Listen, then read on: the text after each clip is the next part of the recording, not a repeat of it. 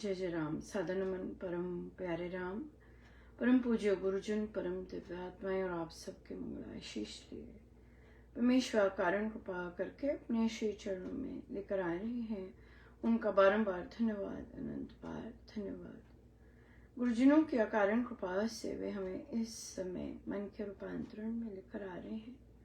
उनका अनंत बार धन्यवाद, बारंबार धन्यवाद, बारंबार धन्यवाद।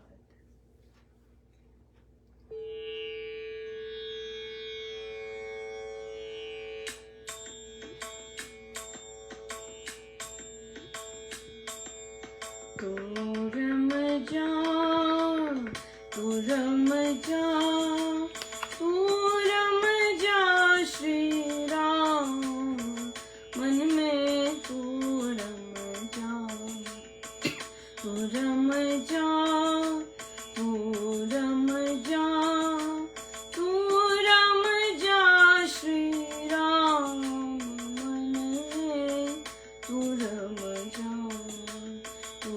रम जा, तू रम जा, तू रम जा श्री राम, मन में तू रम जा।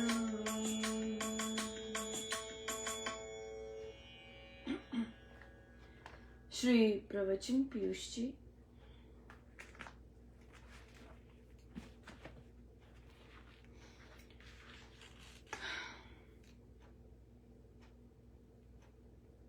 पृष्ठ 306।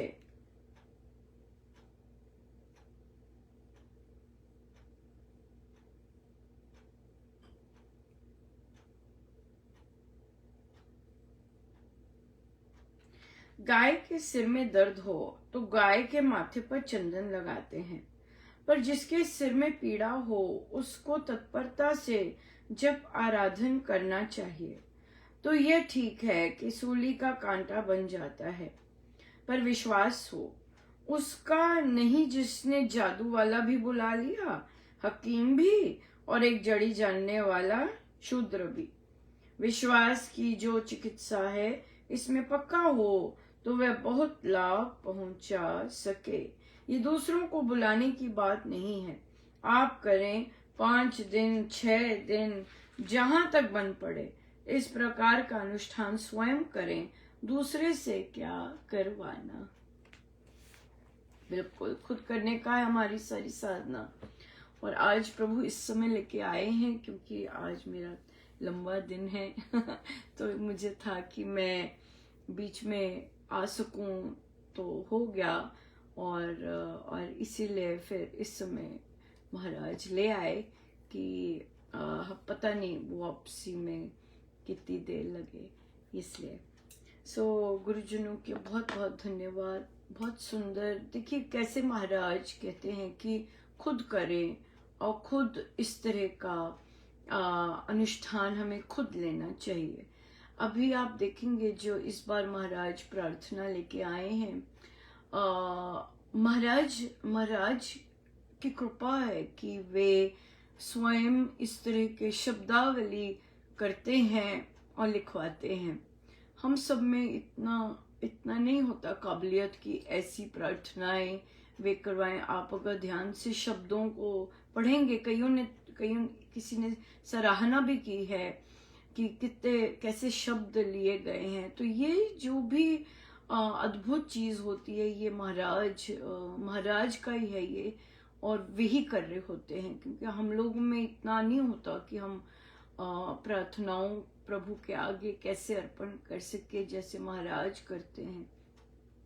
लेकिन उसमें सोच बहुत सुंदर होनी बहुत आवश्यक है, राइट। जैसे कि हम धन्यवाद से इस बार महाराज ने शुरू किया। धन्यवाद किया कि जहां जहां चेंजेस आई, जहां जहां साधकों को राहत मिली, जहां जहां साधकों ने एंजॉय किया, या जहां जहां हम गुरुजनों की शिक्षाओं को पालन कर सके, उसका धन्यवाद।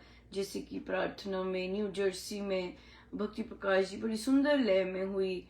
तो कई बार हम महाराज की आज्ञा का जब पालन नहीं करते तो हमारे भीतर से आनंद भी नहीं आता, लेकिन जब हम करते हैं तो उसमें बहुत आनंद आता है। और मेन बात होती है कि साधक लोग सुनते हैं, हो सकता है उन लोगों को ये पता भी ना हो इन प्रार्थनाओं का।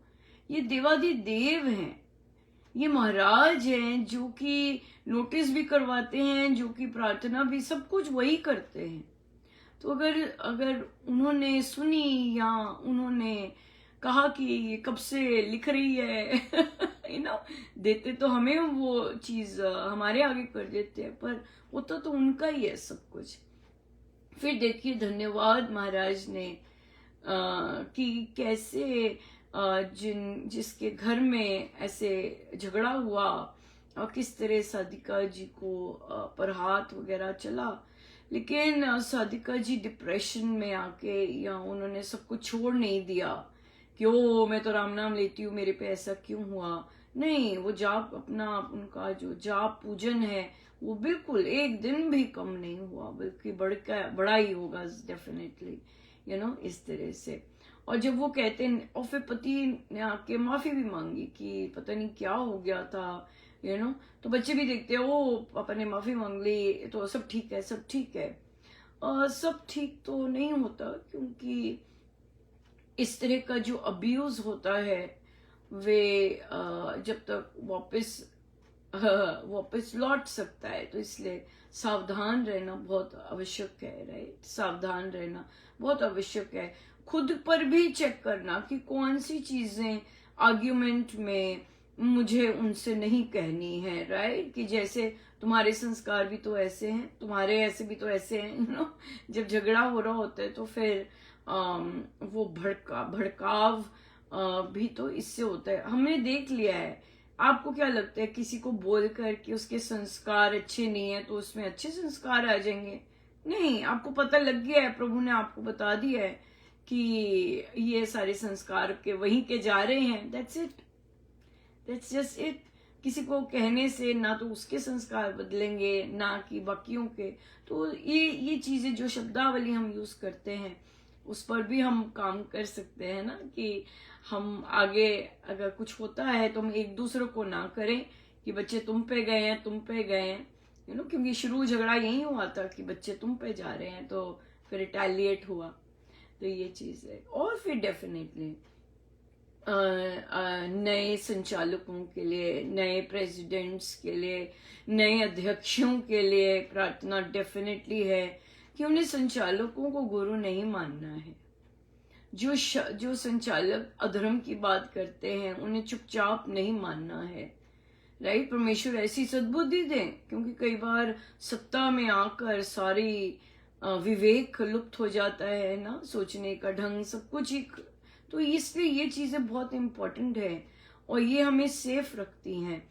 अगर हम ग्रहणशील हैं और हम मानते हैं कि हम क्या कर रहे हैं या कोई ठनकता है तो हम सीधे हो सकते हैं, सब कुछ कभी नहीं बिगड़ा होता, या इस तरह से। सो इसलिए ये सबके लिए प्रार्थनाएं इसलिए लाई जाती हैं ताकि हर कोई ऐसी सेवा कर सके, या एक दो नहीं, लेकिन सभी कर सके।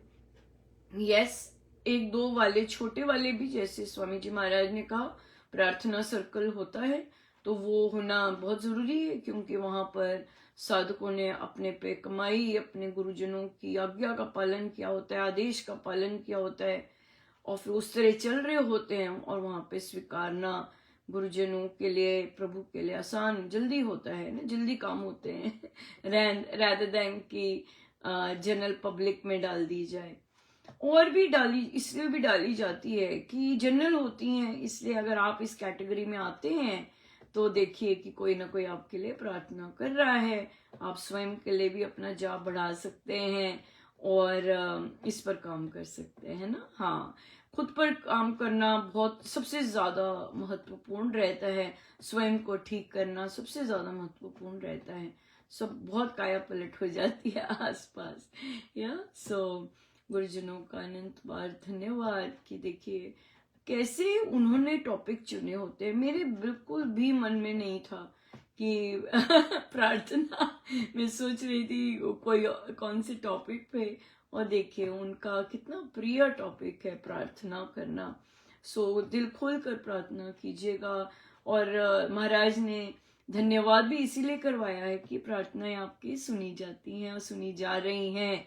सो इसलिए बहुत निष्काम भाव से प्रार्थनाएं कीजिए और अपने गुरुजनों को रिझाइएगा या सो बहुत बहुत धन्यवाद गुरुजनों का, अनंत बार धन्यवाद। जय जय राम, जय जय राम।